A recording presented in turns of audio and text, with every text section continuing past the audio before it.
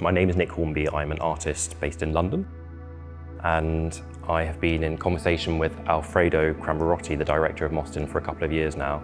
We've been discussing images and sculpture, and he invited me to come and put together my first public institutional exhibition here at MOSTYN. I'm very excited to be showing you all. The title of the exhibition is Sygotau and Confessions, and it's a deeply personal show for me. I've been making sculpture for 10 years now, and the work has been quite academic and quite serious. It's been quite austere. Like everyone, this year has been difficult, and the result of COVID, lockdown, has been a show which is deeply personal and autobiographical. So there are three different types of objects in the show. There are these sort of meta-cubist busts that are derived from 19th century marble busts that are in the V&A. Then there are these Victorian dogs, sometimes called mantelpiece dogs, and there are these globular objects that are partly inspired by early Parisian abstraction. We've tied them all together using this incredible process of a sort of liquefied photography. We print images onto this water-based substrate and then incredibly carefully place them onto the surface of water, at which point you can take the sculptures and push them through the surface of the water, and the photograph wraps all the way around. It fits into all of the nooks and crannies, and the water pours all around it. It's a kind of extraordinary mixture of traditional marbling, the same thing you might have at the front of a book, and the filters and liquidity that we have now in Instagram. The exhibition's deeply figurative, which feels appropriate at the moment. Touch, people. There's a lot of looking and being looked at.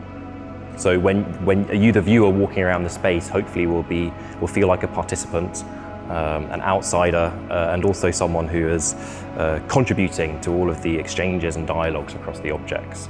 The objects have fronts and backs, they're sculptures, they're three-dimensional, and then they also have the image space of the photograph that's been applied to the object. As you circumnavigate the sculptures, you can be looked at, you can be looking into the pictorial depth of the photo, you can be bounced back and reflected by this sort of high gloss lacquer. So the title of the exhibition is Sygotau and Confessions.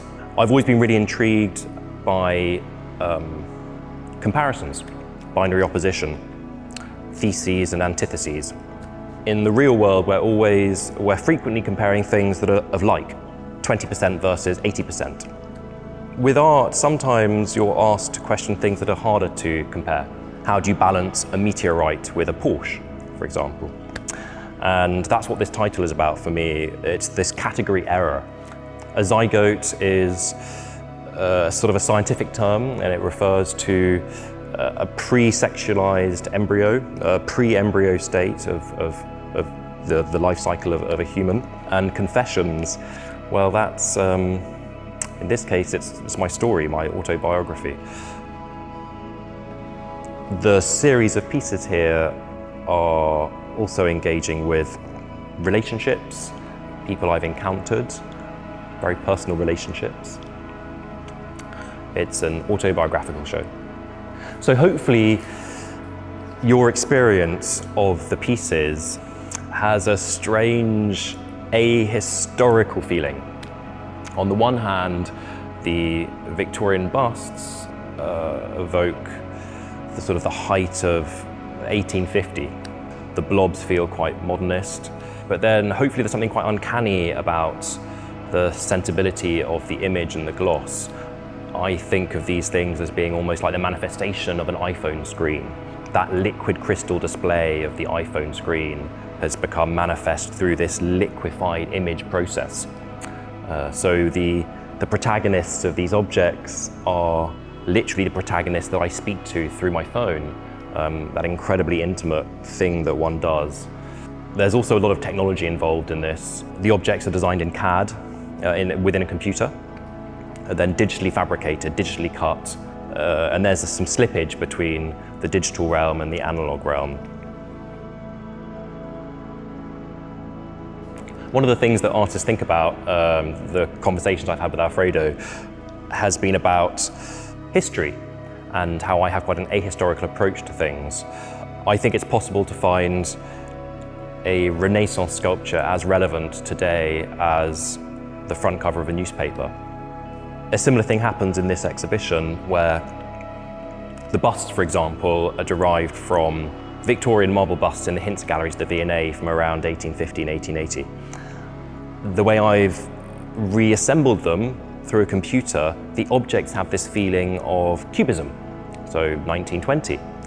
And then this final layer that I've added through the image shifts it right up to present day, image saturated, social media, liquefied Instagram, deep fake, face filtering situation.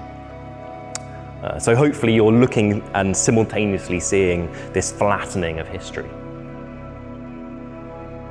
The starting point for the exhibition actually was a series of works I made with a photographer called Louis Banks.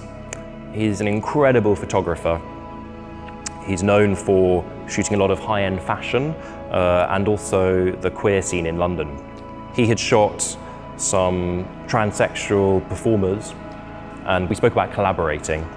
Initially, I was going to be placing my busts in proximity to his photographs, and one thing led to another, and this process of the liquefied images meant that we were able to literally hybridize those two things.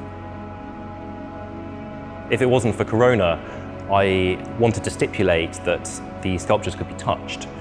What's quite strange about these objects is they have this very smooth, glossy surface, which I think feels quite luscious and begs to be touched. But then beneath the glossy surface are these very intimate images of fragments of body parts, sometimes in swimwear. So there comes this slight awkward moment where you want to touch the sculpture, but you also might find yourself touching the body of the protagonist. I like that uncomfortableness.